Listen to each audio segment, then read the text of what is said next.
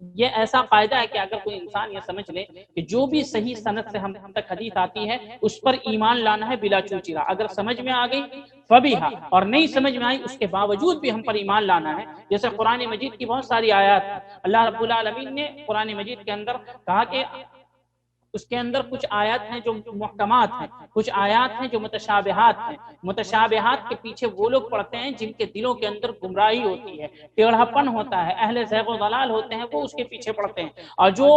راسخ فی العلم ہوتے ہیں، جن کے پاس علم ہوتا ہے، عوام کی بات اللہ نہیں کر رہا، کہا کہ اللہ جن کے پاس علم ہوتا ہے یقولون آمنا بھی، وہ ڈائریکٹ کہتے ہیں، اہل علم لوگ جن آیتوں کے مفاہیم کو،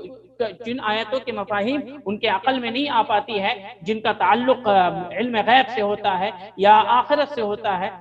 جو متشابہات آیات ہیں، اللہ رب العالمین کی ان آیات کو پڑھ کر کے جو اہل علم ہوتے ہیں، جن کا علم راسخ ہوتا ہے، وہ کہتے ہیں آمنا بھی، ہم اس پر ایمان لائے، کل من عند ربنا، یہ آیات محکمات جس کو بہت اچھی طریقے سے تفصیلاً اللہ رب العالمین نے بیان کیا، اور یہ متشابہات جو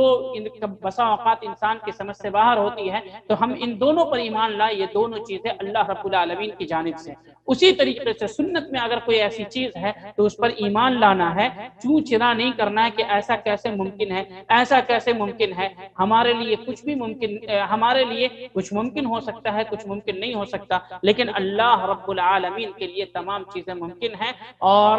کتاب و سنت کا مصدر ایک ہی ہے، وہ اللہ رب العالمین کی جانب سے۔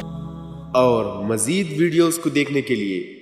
آپ ہمارے YouTube چینل کو سبسکرائب کریں۔ فجزاکم اللہ خیرا۔